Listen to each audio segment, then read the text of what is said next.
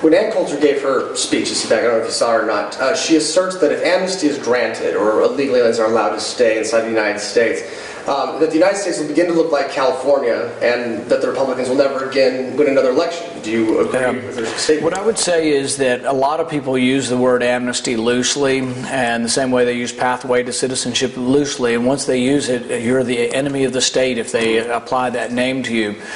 The thing is what we have right now is de facto amnesty. So the people who are really going after and saying, oh, you're for amnesty, they need to say what they're going to do. There's 11 million people, and they've been here, many of them for a decade. Many of them are working, too. What I'm saying is let's get them work visas. Let's normalize them, make them taxpayers. They're not going home.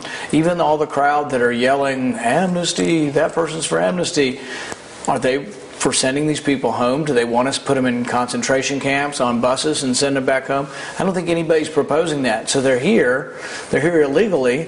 What I'm trying to do is say, let's make them legally here and give them work visas and put them into the process. The problem with immigration we have right now is, let's look at agricultural workers, the ones who come and pick a lot of the crops in our country. Last year we gave out 65,000 agricultural work permits. 1 million people came to pick crops. There's something wrong. When 1 million people are coming in, we want them to pick our crops. The farmers want them to come. But why did 1 million come and only 65,000 came properly?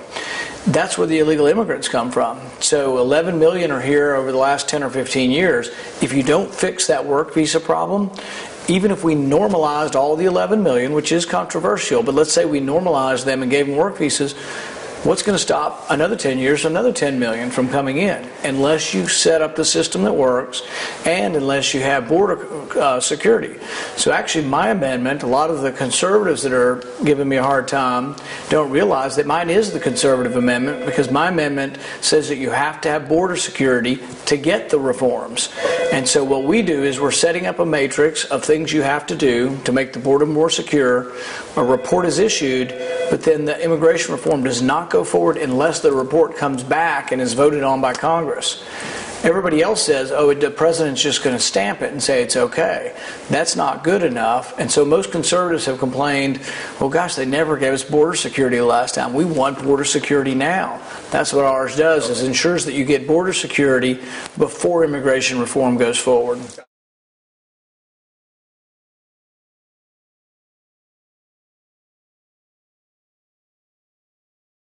So you said once that citizenship is a privilege and only those who respect our immigration laws should be allowed to enjoy those benefits. And you've introduced with Senator Vitter legislation to end birthright citizenship. Do you still stand by these statements and still want to end birthright citizenship? Yeah, I think if you have a broken system like we have now, you can't let just people, I've always agreed with Milton Friedman, who says you can't have open borders and a welfare state. You can't become a magnet for the world and let everybody come in here, have children, and then they all become citizens. So I still do agree with that. If we fix our system, there's less pressure to change that. And I'm also in a minority because most people don't agree with that up here as far as changing the rules. But there's less pressure if you fix the system. But I'm not going to vote for anything unless it fixes the border security and unless it fixes the worker visa program. Because if you don't fix those, millions more will come. Same with like the DREAM Act. I have a lot of sympathy. There are probably kids your age or a little younger who've been here their whole life. They came here at 1, they don't even speak Spanish. They probably were in your high school class. Is it fair to send them back to Mexico? No. But is it fair to say they can stay and everybody else like them from Mexico can come also? That's a problem also. So any of the things that normalize people, dream kids or workers or anything, can only be done if you fix once and for all the border and you fix the worker visa problem. So I'm not for any of these things to occur, and the DREAM Act alone I would have voted no on, because the DREAM Act didn't fix the border.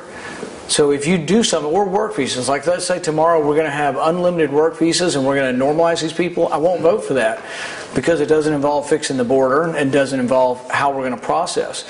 See, with the work visas, if you're going to get a work visa, I would have an instantaneous background check, and if you want to get welfare, I would have a simultaneous check. So if you want to get welfare, if we have our way, people will look up in a file, and if you're on the work visa program, you wouldn't be eligible. Same way for voter registration. You should look up for voter registration, and if you're on the work visa thing, you wouldn't be eligible. They're not doing that now, and people tell me that once you get a driver's license, you can vote. That's a problem. But the federal government is funding some of this motor voter stuff, so we're looking at ways that we could actually restrict federal funds and say, you don't get it unless you're doing the crosstabs on this data to make sure you're not giving welfare to people coming here illegally or to people who are in this. Because see, none of these people get welfare. People on work visas don't get welfare. People with green cards don't get welfare. So these are things that may or may not be happening now, but that's part of what we're going to try to do to make the bill better. If we make it better, maybe we vote for it. If we can't make it better, maybe we don't. Okay.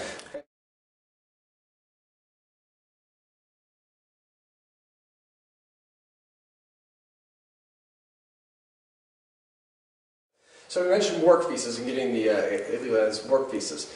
But how would you justify that then, given the high unemployment rate in many of these blue-collar areas like in Ohio, coal country in Pennsylvania, Michigan, Minnesota, where we are sort of, it seems like maybe allowing people who broke the law to stay here, where in these other blue-collar areas you have a huge amount of displacement of jobs. So how does that reconcile? Illegal aliens jobs, but not helping these people? I haven't met any farmers who say Americans will pick crops. Americans are unwilling to work for $8 an hour and pick crops because they can sit at home and watch soap operas for government pay for $10 an hour. The problem is we have a very generous safety net, maybe overly generous. What I say is if they look like you or look like me and they hop out of their truck, they shouldn't be on disability. We have 60,000 people a month registering as disabled. There's a funny picture, not funny, tragically comic picture of a Social Security office floating around the internet, and they say, what's wrong with this picture? And you look at it and they say, well, this is a Social Security office. There's nobody in there over 50. Everybody in there's on disability, and they're all walking around on their own two legs. Why are they disabled? So that's our problem, is our safety net's so generous that Americans are on welfare. These jobs are $8 an hour, and I know a lot of people say, well, illegal aliens are on welfare. For the most part, they're not. They're working the $8 an hour job because they can't get welfare. It is hard to get welfare. Are some of them on it? Maybe. But most of them are working hard, picking crops. If we tomorrow said no more illegal immigrants or no more immigrants can come in to pick the crops, we wouldn't have crops. The vegetables would rot on the vine because we don't have the people to pick them. 1 million people are coming in every year to pick them. Now, do I want to make that regular in the sense that there's a secure border? Yes, because terrorists could come across that border, and I don't want people breaking the law. So I want to fix it so we have more legal immigration to account for what is all being done now, which is illegal immigration.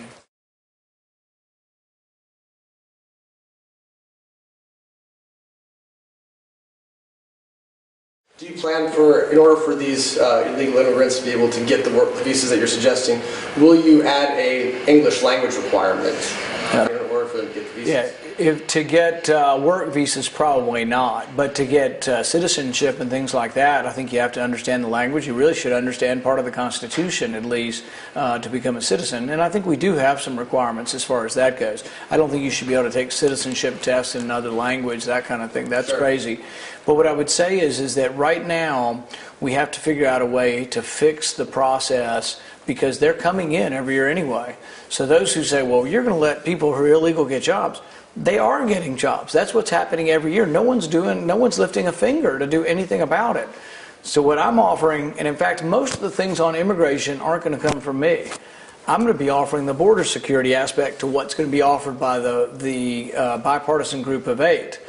So mine will be the conservative border security aspect to their bill.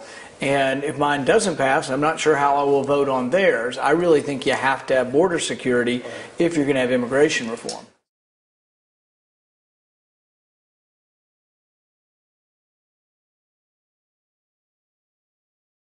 Last question for you. You said that you're not in support of E-Verify. Do you still respect the right of the states to have E-Verify laws and enforce those laws? Definitely, and in fact, we want to actually have the governors be part of reporting on border security, that we look at their reports in trying to determine whether the border is more secure. With E-Verify, I don't support the mandatory version, but there's some in-between versions that I do support. So for example, let's say you're an employer and you have 1,000 employees and you deduct their salaries. That's a common thing. Everybody does that. If you get audited and you don't have proof that they're citizens, E-Verify in your files, then you would lose your tax deduction. So I am in favor of doing it that way. I don't like the really making businessmen policemen so much. I don't like them getting involved, but having some proof and documentation, if they're audited, I think would be a deterrence to this and one way to look at it. So I'm not saying I'm completely closing the door. I don't like national ID. I don't like the idea of everybody showing your papers everywhere you go and having a sort of this police state. That kind of reminds me a little bit more of Eastern Germany during the Cold War.